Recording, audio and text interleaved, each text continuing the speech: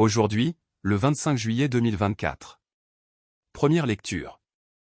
Nous portons, dans notre corps, la mort de Jésus. Lecture de la deuxième lettre de Saint Paul apôtre aux Corinthiens. Frères, nous portons un trésor comme dans des vases d'argile. Ainsi, on voit bien que cette puissance extraordinaire appartient à Dieu et ne vient pas de nous. En toutes circonstances, nous sommes dans la détresse, mais sans être angoissés. Nous sommes déconcertés, mais non désemparés. Nous sommes pourchassés, mais non pas abandonnés.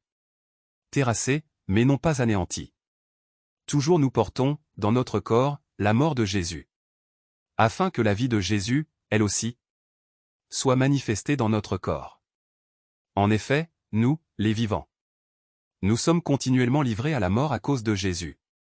Afin que la vie de Jésus, elle aussi, soit manifestée dans notre condition charnelle vouée à la mort. Ainsi la mort fait son œuvre en nous, et la vie en vous. L'Écriture dit : J'ai cru, c'est pourquoi j'ai parlé. Et nous aussi, qui avons le même esprit de foi, nous croyons. Et c'est pourquoi nous parlons. Car, nous le savons, celui qui a ressuscité le Seigneur Jésus nous ressuscitera, nous aussi, avec Jésus. Et il nous placera près de lui avec vous. Et tout cela, c'est pour vous, afin que la grâce, plus largement répandue dans un plus grand nombre, fasse abonder l'action de grâce. Pour la gloire de Dieu. Parole du Seigneur. Nous rendons grâce à Dieu. Psaume. Ceux qui sèment dans les larmes moissonnent dans la joie. Quand le Seigneur ramena les captifs à Sion, nous étions comme en rêve. Alors notre bouche était pleine de rire. Nous poussions des cris de joie. Alors on disait parmi les nations : quelle merveille fait pour eux le Seigneur! Quelle merveille le Seigneur fit pour nous! Nous étions en grande fête. Ramène, Seigneur, nos captifs, comme les torrents au désert, qui sèment dans les larmes, moissonnent dans la joie. Il s'en va en pleurant. Il jette la semence. Il s'en vient dans la joie. Il rapporte les gerbes. Évangile. Ma coupe, vous la boirez. Alléluia. Alléluia. C'est moi qui vous ai choisi du milieu du monde, afin que vous alliez, que vous portiez du fruit, et que votre fruit demeure, dit le Seigneur. Alléluia. Évangile de Jésus-Christ selon saint Matthieu. En ce temps-là, la mère de Jacques et de Jean, fils de Zébédée, s'approcha de Jésus avec ses fils Jacques et Jean. Et elle se prosterna pour lui faire une demande.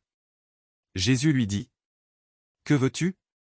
Elle répondit : Ordonne que mes 2 fils que voici siègent, l'un à ta droite et l'autre à ta gauche, dans ton royaume. Jésus répondit : Vous ne savez pas ce que vous demandez. Pouvez-vous boire la coupe que je vais boire ? Ils lui disent : Nous le pouvons. Il leur dit : Ma coupe, vous la boirez. Quant à siéger à ma droite et à ma gauche, ce n'est pas à moi de l'accorder.